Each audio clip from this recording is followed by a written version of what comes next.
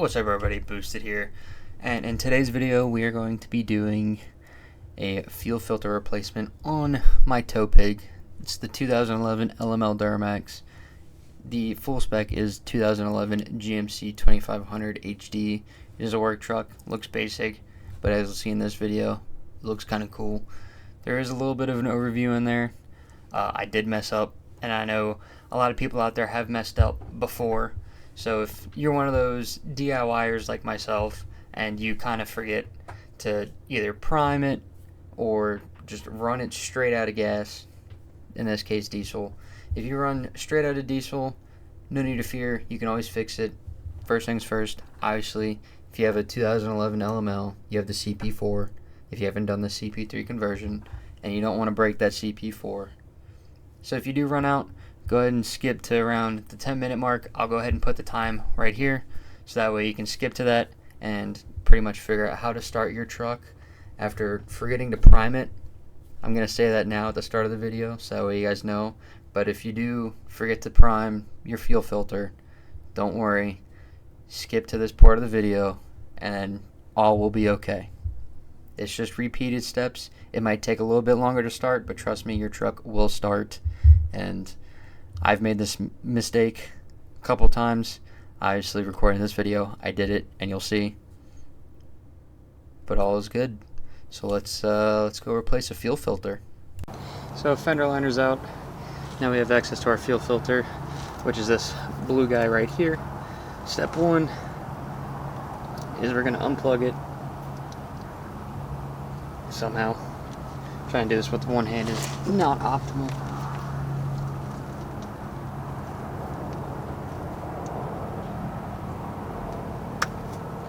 Alright, fuel filter's been unplugged.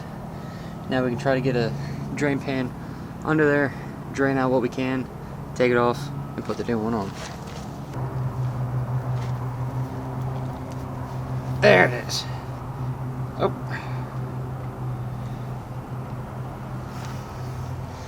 And just like that, crack a little air in there.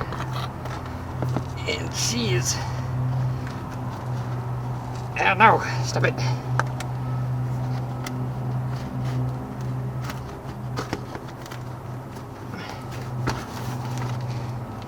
You crack it a little bit on the filter and it just starts dumping right out.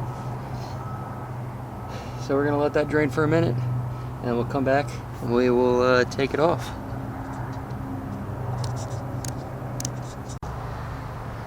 While we wait on the rest of that to drain, let's go ahead and do a little overview. Here's the 2011 LML Duramax. It's got the 6.6 obviously. It is a work truck, but it is still a diesel. That's trying to fly away. We have a move bumper that we fabricated, 2-inch wheel spacers on 20x9s and 37x12s, mud grapplers and Denali reps, 5-inch straight pipe to a 10-inch tip all the way in the back there. It is deleted and tuned. We do have a 15-inch sub on the inside there. All of the cat filters, the engine and trans, have all been converted to cat. Nice close-up of the tire there, I guess. We'll go ahead and go back in the engine bay if it'll focus, because it is done draining. Yeah, right about there, looks good. But yeah, so the engine filter has been converted to cat, and so is the trans by MDDP. So they make some pretty good kits. Highly recommend if you want to get some longer life out of your filters. They are a higher micron rating, so they do pull more stuff out of it, but they are also bigger, so you will need to add more fluids to them. And then if this will cooperate with me, hopefully it does, because that would be the best thing ever. Oh no, I don't want that. Alright.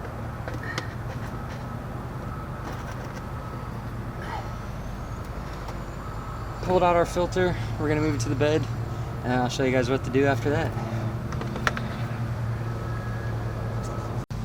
Alright, so here at the back of the truck, here's our replacement. This one is a factory fuel filter. We're replacing it with an AFE ProGuard HD. Part number right there. I'll link it down there in the description. I'll also link the filters that I was talking about that I did for my Duramax, the cat filter adapter and the cat filters along for the engine and the trans.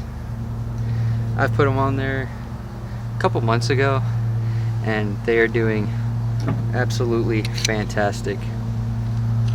So once you get your fuel filter out, obviously this is plastic, so you want to be careful.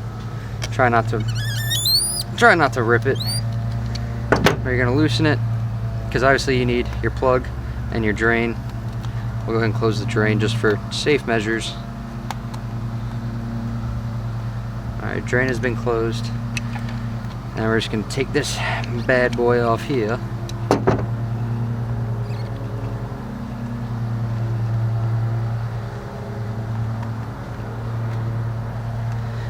Oh Lord, that's a lot of threads. Plunger, sensor for your fuel filter life, and your drain. Now I have no more use for that. It is quite nasty and dirty up in there. Pretty sure you can't really see because of the light. But we'll go ahead and get our new one.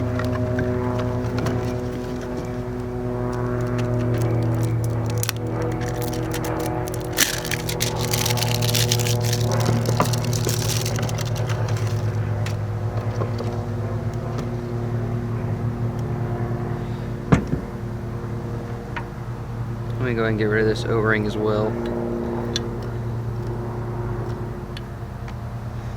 We'll go here.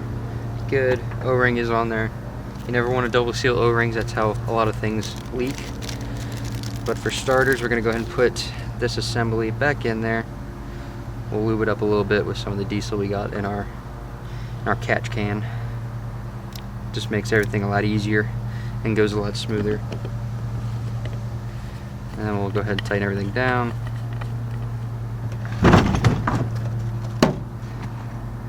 Go ahead and move all that stuff off to the side.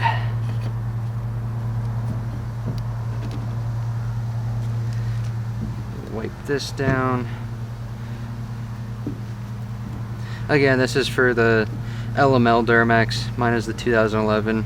Obviously, if you have a different Duramax or a different diesel, you can always find the parts by using any website there is out there, whether it's American Trucks, MDDP, or Diesel Power Products. They will have what you need when you need it. And then this guy slides right on in there.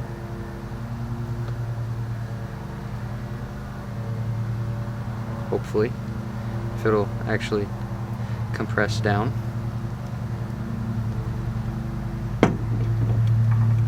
Might be having the big dumb moment. Hold on. Okay, yes. Yes, I am correct. It does press down in there. I had a feeling, but for some reason it's not want to do that. I've also dealt with a lot of products that hate having O-rings on them. I don't know why. That should do for now. We can go ahead and get it back up there, and we'll just pretty much reverse steps everything that we did to take the old one off, besides obviously the drain. But yeah, once we get this on there, we'll have a brand new fuel filter, and I'll show you what to do from there. I should have thought about it beforehand, but took the tire off. Makes installation real easy, and taking it off also makes it real easy. But obviously you have this. We unplugged it right from here. You're just going to plug it back in. I can do this one-handed. Let me do it one-handed. Come on.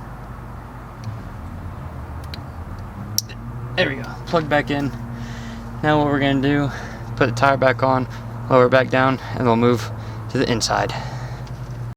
Before you hop up in the cab though, there is that little flathead that you can kind of see. It doesn't really focus in that well as I'm trying not to fall off the truck.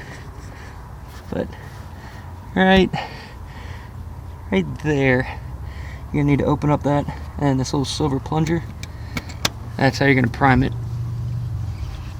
and then we'll be able to start it and see what happens. So I'm gonna do this because this angle is very awkward, and I'll get back with you once it's primed. And just like that, after priming it. So if you are like me and you kind of forgot what to do, it's okay. Just don't immediately keep trying to crank it. If you crank it and it dies because you forgot to prime it, that is perfectly okay. All you have to do is pretty much just go back to the engine bay where you primed it. Once you close off that bleeder screw and fuel came out, keep pumping that primer until it's hard, and then you come in and start it. But if you completely forget to prime it and you start it and it dies, no need to fear. It's okay. It happens to the best of us. It happened to me today. What you're gonna do is open up that bleeder screw again, bleed out some of the air, keep priming it until it's stiff again. Once it's stiff and all that, and that diesel came out, and you put that bleeder cap back on, keep priming it. Once it's stiff, come in, try to start it. It is gonna take a little bit longer to start, but if it still doesn't start, but it's just cranking, then just get out, reprime it, come back in, should work just fine. That's what happened here, and we're running great now.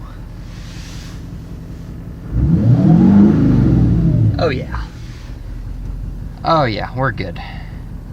I'll close the hood and obviously go get some gas because it's a little low. And then to reset it, obviously you're just gonna come up in here, scroll over. Don't worry about the TPMS, I don't have any. I already reset it. You're just gonna press and hold. Super simple, super easy. But that was fun. I hope you guys enjoyed, and now you can change your fuel filter in your Duramax. I'll have that part number that I used for mine in the link below and up on the screen. It is for a 2011 LML Duramax, so keep that in mind. But there is other parts from the same company to fit your exact truck if you decide to go that route. But until next time, stay boosted.